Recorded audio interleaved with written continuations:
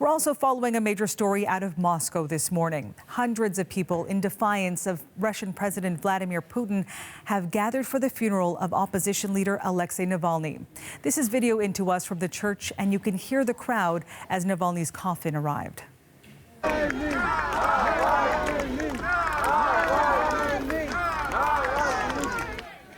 And you can hear the crowd of hundreds chanting his name and applauding. And we can tell you that CBC News has confirmed that Canada's ambassador to Russia, Sarah Taylor, attended Navalny's funeral. Abby Kuwathasan is with us from London on this story. I know you've been watching the funeral proceedings as well. What do we know about how today went? Marianne, just a short while ago, his coffin was taken from the church following the funeral service. We do have one photo from inside the church with people holding candles around his body as part of the Orthodox service. Very few images, as you can imagine. Outside, people tossed flowers at the hearse as it passed them by. It's the public memorial that his mother had fought for after struggling to get his body released from the Arctic prison. There were further reports of obstruction. His team said the hearse providers were being threatened. They had a hard time there. Now, people outside the church today, as you say, chanting his name, but also chanting, "You are not afraid. We are not afraid." There is a heavy security presence, as you can imagine, with police cordons. Kremlin spokesperson Dmitry Peskov said that any mass gatherings are a violation. I spoke with Jan Dolbaum, who co-authored a book on Navalny. He says the regime has been making it very clear that it is prepared to use force here. Let's have a listen. So if the regime is reunited, and it is united in Russia, then opposition movements have very, very little chance to disrupt it from below. And that's what the people understand. And so the reaction, even if they might be angry individually, the anger doesn't come out collectively. It's rather dominated by fear of repression.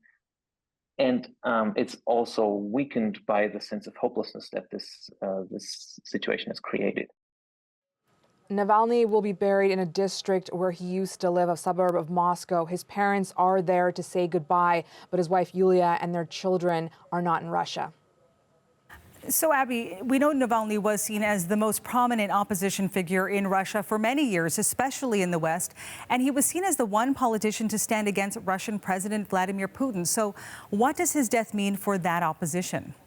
Well, certainly right now, the state is trying to minimize his life and the strength of his opposition to Putin, while his supporters are trying to do the exact opposite. Dolbaum says the state wants there to be a sense of hopelessness around Navalny's death. And in terms of Navalny's legacy, Dolbaum says a crucial moment was after Navalny had recovered from being poisoned and made the decision to board a plane in Germany and return to his home country, to Russia, in 2021, knowing that he would likely be imprisoned. That he was someone who was ready to take personal risks. I think he mainly did it to say, you're not alone in this, right? To those in Russia who were being repressed on a daily basis and who didn't have the choice of, between a comfortable Western life and a life in Russia. And so that earned him a lot of respect, and that was, I think, a very powerful gesture. Now, again, Marianne, hundreds and hundreds of people outside the church in Moscow mourning the man who wanted to bring down Putin's regime. That in itself is opposition, mourning him. And funerals like this in Russia, one of the rare ways for people in Russia to show their dissent, and they're certainly showing it. Thanks so much for this, Abby. That's the CBC's Abby Kuwathasan in London this morning.